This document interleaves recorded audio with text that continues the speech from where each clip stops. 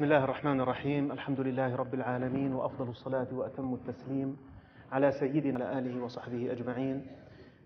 أسأل الله سبحانه وتعالى أن يجعل اجتماعنا هذا اجتماعا مرحوما، وأن يجعل تفرقنا من بعده تفرقا معصوما، وأن يجعلنا من أهل القرآن الذين هم أهله وخاصته، وأن يجعلنا ممن يتلون كتاب الله ويتدارسونه بينهم.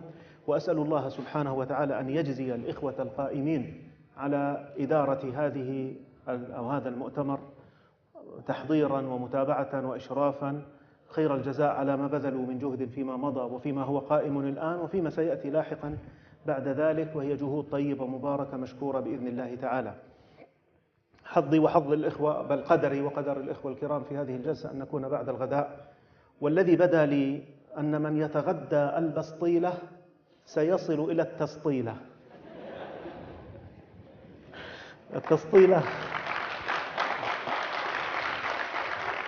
التسطيلة معروفة يعني عندنا، واضح المعنى. فعلى كل حال يعني في الصباح كان الناس نشيطين أكثر، وكان التجاوب مع من يتحدث يبدو ظاهرا، ولكن الآن يبدو أن بعض الرؤوس تخفق ذات اليمين وذات الشمال. كلفت أن أتكلم في موضوع من جهود الأمة في قراءات القرآن الكريم، وأنا أشرف وأسعد بهذا التكليف، وأسأل الله أن يجزي الإخوة خير الجزاء، وأن أكون عند حسن ظنهم، فإن لم أكن فهذا دأبي. أنا اخترت في العنوان أن يكون من جهود وليس جهود، لأني كما قال الأستاذ الفاضل الإدريسي لن أستطيع أن أحيط بهذه الجهود التي تمتد على مدى 14 قرنا من الزمان. فإن جهود الأمة المسلمة لم تتوقف منذ بدأ نزول القرآن إلى يومنا هذا، وستبقى مستمرة إلى ما شاء الله. ذلك أن القرآن الكريم يمثل لهذه الأمة روحها التي بها تحيا، وشخصيتها التي تعرف بها وتميزها عن غيرها. وإن الباحث في هذا الجانب من جوانب صلة الأمة بكتاب ربها سيجد أمامه كما هائلا من المعلومات المتناثرة والمجموعة، وكلها تؤكد بشكل واضح قاطع كثرة هذه الجهود وغزارتها من جانب، وتنوعها من جانب آخر، وعمقها وما فيها من تحقيق وتدقيق وتنوع وتفصيل من جانب آخر. حقيقة لما نظرت إلى الفترات الزمنية التي مر بها علم القراءات اخترت أن أقسمها إلى مراحل 4. الأستاذ قسمتها إلى 9. علم التجويد أنا رأيت أو اجتهدت أن أجعلها مراحل 4.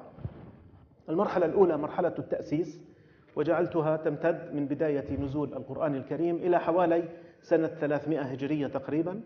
ثم المرحلة الثانية وأطلقت عليها مرحلة الانتشار، وتمتد من حوالي سنة 300 إلى حوالي سنة 800 تقريبا، حوالي 5 قرون. ثم مرحلة النهضة، وتمتد من 800 تقريبا إلى 1300 تقريبا، أيضا حوالي 5 قرون. ثم المرحلة التي نحن فيها الآن هي النهضة الثالثة، أخطأت في اسمها، أعود لها بعد قليل، وتمتد أو بدأت من 1300 تقريبا، وهي ممتدة، وحقيقة فيها نهضة فعلا كبيرة جدا كما سيظهر معنا بعد قليل. المرحلة الأولى مذ بدأ نزول القرآن، وكلنا يعلم كم حول هذا القرآن من نفوس الناس ومن أحوالهم ومن تصرفاتهم، وجعلهم من أمة كانت في ذيل القافلة إلى أمة أصبحت تقود الأمم كلها. فكان أثر القرآن الكريم فيهم عظيما، تنزل الآيات فيبادرون إلى حفظها وتعلمها ومدارستها وتتبع كل ما يتعلق بها، وهذا واضح وظاهر جدا في الروايات الكثيرة المتعددة. وأنا في البحث الأصلي ذكرت حقيقة كثيرا من الشواهد على هذا، ولكن هنا ينبغي علي أن أذكر الخلاصات، أو كما يقولون المعتصر من المختصر.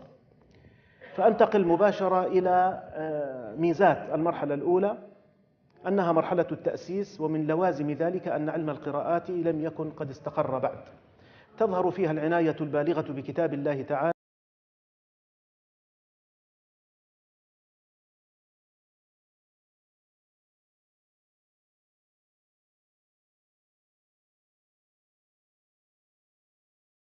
في القراءات، ولم يكن قد استقر اختيار عدد من القراء تنسب إليهم القراءة الصحيحة وتقصر عليهم. ظهر مفهوم الاختيار في القراءة. مفهوم الاختيار معناه أن يعمد من كان أهلا للاختيار إلى ما تلقاه من أوجه القراءات، فيختار منها الراجح عنده ويلتزمه ويقرئ به. إيراد القراءات من ميزات المرحلة الأولى أنهم كانوا يوردون القراءات في كتب النحو والتفسير والحديث والنحو واللغة وكتب فضائل القرآن وكتب آداب القرآن وهكذا. انتهت المرحلة الأولى وأسلمت إلى المرحلة الثانية، وهي مرحلة الانتشار، والتي اخترت بدايتها من حوالي سنة 300 هجري تقريبا، حيث ألف الإمام الكبير أحمد بن موسى بن مجاهد كتابه السبعة، ويعد هذا الكتاب فعلا مرحلة مفصلية في هذا العلم الجليل. في كل مرحلة حقيقة بعد المرحلة الأولى جهدت أن أختار شخصا ليمثل، يمكن أن نعبر بقطب الرحى أو الأستاذ الأميز أو الإمام الأكبر لهذه المرحلة، كما هي خطة إعداد البحوث في المؤتمر. وللمرحلة الثانية كان اختيار الإمام أبي عمرو عثمان بن سعيد الداني رحمه الله، وكان اختياره لعدة أمور منها، وهذه الأمور ستتكرر الآن في من يختار في المراحل التالية، ولذلك سأذكرها الآن بالتفصيل ثم سأمر بها مرورا سريعا. غزارة علمه وقوة حفظه وحسن فهمه وضبطه للمسائل والقضايا ودقته العلمية وسعة روايته وقوة نقده وكثرة شيوخه الذين تلقى عنهم، يضاف إلى ذلك كثرة مؤلفاته مع ما فيها من التحقيق والتدقيق، وسعة الرواية بما يدل على تمكنه من علم القراءات وتنوع موضوعاتها في القراءات والعلوم المتصلة به مع جودة التأليف وحسن التصنيف. هذه الأمور مجتمعة فعلا جعلتني لا أتردد في اختيار الإمام الداني، وإن كان في لحظة من اللحظات وقفت متأملا بينه وبين الإمام الشاطبي لكثرة واشتهار كتب الإمام الشاطبي، ولكن بعد البحث والتأمل تبين أن معظم جهود الشاطبي إنما كانت في الاغتراف من معين الداني، كما أن جوانب الإبداع عند الداني تفوق ما عند الشاطبي، طبعا مع الإقرار بفضل الإمام الشاطبي ودرجته العلمية المتقدمة. من ميزات هذه المرحلة الثانية كثرة المؤلفات في القراءات. لو قارناها بالمرحلة الأولى سنجد أن المؤلفات في علم القراءات أصبحت من الكثرة بمكان. كثرة المؤلفات أيضا في توجيه القراءات، ظهر علم التوجيه وظهرت فيه المؤلفات في هذه المرحلة.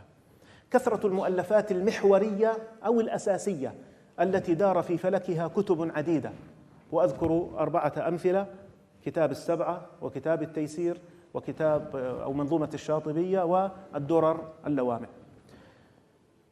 انطوت صفحة المرحلة الثانية لتبدأ المرحلة الثالثة، وأطلقت عليها مرحلة الازدهار، حيث ازدهر علم القراءات في هذه المرحلة تحديدا في أولها، حيث ظهر في أولها الإمام الكبير ابن الجزري رحمه الله تعالى، والذي يعد بحق واسطة عقدها وأكبر علمائها، ويكاد يجمع كل من جاء بعده على فضله وتقدم مكانته وعظيم منزلته، ويشهد له بهذا سيرته العظيمة. حقيقة بالمناسبة الإمام ابن الجزري يعني يمر في العام القادم على وفاته 600 سنة، حيث توفي في سنة 833، ونحن في العام القادم سنكون في 1433. الإمام ابن الجزري له يعني يشكل مدرسة فعلا في كيفية تعليم القرآن، أو كيف يكون معلم القرآن الأنموذج أو المثالي، كيف كان يقرأ ويقرئ ورحلاته توريث هذا العلم لأبنائه وابنته وما أشبه ذلك. أمور كثيرة جدا جعلتني لا أتردد أيضا في اختيار ابن الجزري ليكون إمام هذه المرحلة وواسطة عقدها، وكل الميزات التي ذكرتها عند الإمام الداني موجودة عنده. من ميزات هذه المرحلة الثالثة اتجه عدد من المؤلفين في هذه المرحلة إلى الاقتصار على القراءات ال4 الشواذ بإفرادها بالتأليف أو بذكرها مع القراءات ال10، ومن هؤلاء ابن الجزري، تلاه القباقبي، تلاه القسطلاني، تلاه البنا الدمياطي، ثم مجموعة منهم صاحب الفوائد المقنعة وموارد البررة، وهكذا. كثرة المؤلفات في بداية هذه المرحلة، يعني في سنة 800 إلى 900 وإلى 1000 كثرت المؤلفات في علم القراءات، ولكن ما بين 1000 إلى 1300 ندرت المؤلفات في علم القراءات جدا، وهذا العلم أصابته فترة من الركود أو الخمود أو الكسل أو الفتور أو ما أشبه ذلك، خاصة كما قلنا في هذه القرون الثلاثة. استقر أمر التمييز بين المتواتر والشاذ من أوجه القراءات بشكل واضح، بعد أن كان عرضة لتجاذبات عديدة وترددات كثيرة في الأزمنة السابقة. يعني لنا أن نتصور أن الفرق أو الفيصل الدقيق، الخط الواضح بين ما شذ وما تواتر من القراءات بقي متأرجحا فعلا سنوات طويلة. تقريبا في المرحلة الثالثة استقر بصورة يمكن فيها الجزم والقطع بأن هذه متواترة وهذه شاذة. من ميزات هذه المرحلة أيضا ظهور علم متعلق بتلقي القراءات وفهمها، وهو علم التحريرات، ومعناه تنقيح القراءة وتهذيبها من أي خطأ أو غموض، وفائدته منع التركيب في القراءة، ومنع خلط الطرق والروايات، ومنع إسناد القراءة لغير قارئها، وتفصيل مجمل المتون المختصرة. من أسباب الحاجة إلى التحريرات أن عددا من علماء القراءات أرادوا أن يقربوا العلم فاختصروا وضغطوا إن صح التعبير علما كثيرا جدا في أبيات قليلة، فاحتجنا بعد ذلك إلى أن نعود فنحل الإشكال أو نزيل التداخلات التي يمكن أن تحصل بسبب هذا الضغط.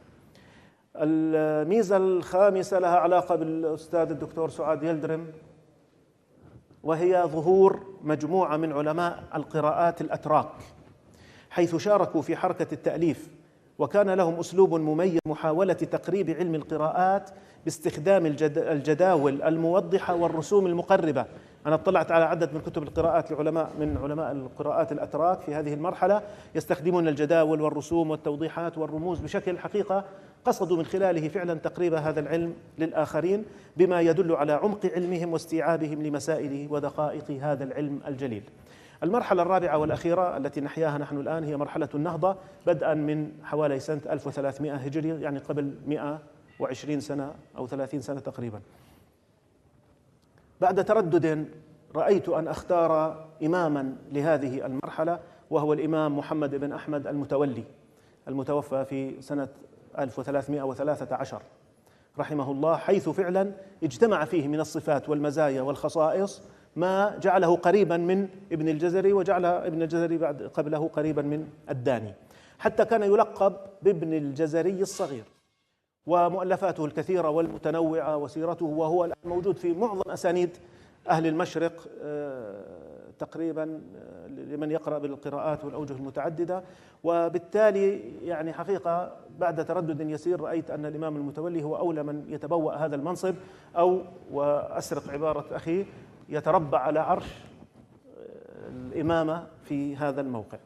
من ميزات هذه المرحلة الرابعة التي نحياها تطور طرق تدريس القرآن من الطريقة التقليدية، وهي الإجازة وحلقات الإقراء والكتاتيب، إلى طرق جديدة كثيرة، منها افتتاح جامعات وكليات ومعاهد في عدد من البلاد الإسلامية وغيرها، استخدام الوسائل التقنية الحديثة للتعلم ونشر العلم، حيث اغتنم متعلمو ومعلمو القراءات ذلك، ووظفوا هذه الوسائل والتقنيات في تعلم وتعليم القراءات، حيث نجد الآن المصاحف الإلكترونية، كتب القراءات الملونة، المنتديات، الملتقيات القرآنية، الإجازة من خلال الإنترنت وغرف الدردشة والسكايب أظن اسم البرنامج، وهكذا. وأدى هذا الأمر وهو ظهور هذه التقنيات إلى تعدد المواقف من الحكم على هذا العمل، حيث ظهرت دعوات تمنع، وأخرى تجيز، وثالثة توجب التعامل بهذه الأشياء، ورابعة تحدد الضوابط والقيود اللازمة مراعاتها في هذه الانطلاقة. كثرة الحفاظ والمقبلين على تعلم القراءات خاصة في السنوات الأخيرة الآن، ووجدنا أعدادا كبيرة من النوابغ، قد يكون أهل النبوغ موجودون في السابق، ولكن كثرة وسائل الإعلام في هذا الزمان قد تكون تؤدي إلى شهرة عدد منهم أكثر. أيضا كثرة المؤلفات في علم القراءات وفي العلوم المتصلة به، والعلوم المعينة إلى الوصول إليه، المعرفة به. يعني قديما لا نجد إلا الإبانة والمرشد الوجيز ومنجد المقرئين، كتب قليلة في التعريف بعلم القراءات وأركان وما أشبه ذلك، وفي مقدمات الكتب فقط.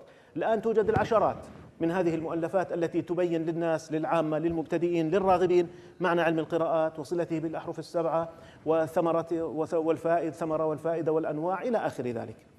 النقطة الرابعة كانت النقطة الخامسة قبل قليل تتعلق بواحد من الحضور، الآن تتعلق بكم كبير حقيقة من الحضور، وهي إقبال النساء على هذا العلم والاعتناء به والحصول على الإجازة فيه ومنحها بعد ذلك.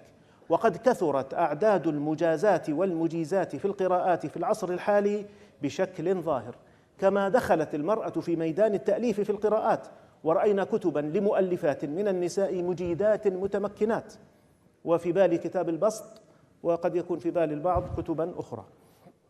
مع كثرة هذه الظواهر الإيجابية في هذه المرحلة التي نحياها، إلا أني وقفت على بعض الظواهر السلبية، منها اقتحام عدد من غير الأكفاء وغير المجازين وغير المتخصصين في الدراسات القرآنية ميدان هذا العلم في التحقيق والتأليف والبحث، وأدى هذا إلى حصول أخطاء كثيرة، وفي البحث عدد من الأمثلة التي تؤيد هذا الكلام. ظهور أدعياء الإجازة والمدلسين فيها، ولعل هذا العيب كان موجودا في السابق إلا أنه كثر نوعا ما في هذا الزمان، فتجد من يزعم أنه تلقى القراءات عمن لم يلقه أو لقيه لقاء عابرا أو قرأ عليه يسيرا، ويزعم أنه تلقى منه ثم يجيز عنه وهو غير مجاز منه. طلب عدد من المجيزين الأجرة على تعليم القرآن ومنح الإجازة بشكل شخصي ومباشر ممن يقدم عليه طالبا القراءة والإجازة. وهذه الفكرة من حيث المبدأ مثار جدال، أخذ الأجرة على تعليم القرآن، ولكن الذي آلمني حقيقة المبالغة في المبلغ المطلوب، آلاف الدراهم أو الدراهم، ما أننا هنا نتعامل بالدرهم، آلاف الدراهم يطلب الواحد منهم على الختمة أو على الجزء لإقراء كتاب الله تعالى، ويشترطه شرطا، وقد يطلب أن يكون مقدما، وهذا موجود عند عدد من الإخوة الفاضل أصلحهم الله. الآن في آخر دقيقتين أظن معي، أو 3 أو 5 أو 10 طالما أنه ساكت أنا طيب، يمكن تلخيص أهم ما يلاحظ على هذه الجهود عموما أن هذه الجهود على مدار التاريخ مرت بمراحل متفاوتة قوة وضعفا، وارتبطت مراحل القوة بأعلام هذا العلم الكبار الذين يحيون بوجودهم وجهودهم هذا العلم المبارك، وينعشون حركة القراءة والإقراء والتأليف. أن جهود الأمة في علم القراءات عمت العالم بأسره، فلم تقتصر لا على بلد ولا على زمان ما. أنها في السابق كانت جهودا فردية، ولذلك حصل فيها ما يستحق أن يتابع أو أن يراجع أو أن يؤاخذ. ولذلك أهم المقترحات التي أقترحها في بحثي هذا تتبع جهود الأمة السابقة في علم القراءات وفي العلوم المتصلة به كعلم الرسم والتجويد والوقف والابتداء وعلم عد الآي وتوجيه القراءات، ونشر هذا العلم ونشر هذه المؤلفات وتحقيقها تحقيقا علميا سليما. تشكيل لجنة أو عدة لجان من كبار علماء القراءات في العالم الإسلامي تراجع الأعمال العلمية المنشورة حديثا مراجعة علمية، وتحذر من المؤلفات التي تحوي مغالطات وتثير الشبهات وتحرف الحقائق. مثلا عندما واحد يريد أن ينشر كتابا يأتي إلى هذه اللجنة إن تيسر أمرها، ولعل هذا المؤتمر يعني يكون فيه أو من ثمراته أو من وصاياه إنشاء شيء مثل هذا، يريد أن يؤلف كتابا مثلا في القراءات، فإذا أجازته هذه اللجنة يكتب على الغلاف من فوق أجيز من اللجنة العليا مثلا لمراجعة القراءات أو ما أشبه ذلك. يعني هي صورة من صور التزكية أيضا، والكتاب الذي يخلو من مثل هذه التزكية يبقى عند عامة الناس مثلا مثار تردد. يعني هذه إن تمت بإذن الله يكون لها أثر إيجابي كبير. تنظيم عملية تعليم القراءات ووضع الضوابط لعملية الإجازة بحيث تشمل شروط المجيز والمجاز والإجازة، وتعالج المسائل الحديثة في هذا العلم كالإجازة عبر الهاتف أو الإنترنت أو الإجازة بسماع آيات قليلة جدا وإن لم يسبق لهذا الشخص أن يجيز من قبل، واستماع الشخص إلى أكثر من قارئ في وقت واحد وما أشبه ذلك من المسائل. ضبط أو محاولة ضبط انتشار التلاوات لقراء مشهورين أو مغمورين فيها أخطاء عديدة وعليها ملحوظات غير قليلة في الأداء.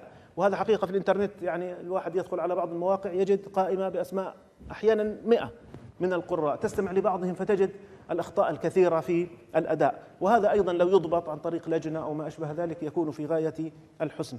تنظيم عقد المسابقات والمؤتمرات القرآنية حيث كثرت بحمد الله ظاهرة تنظيمها في دول عديدة وأوقات متقاربة أو متداخلة.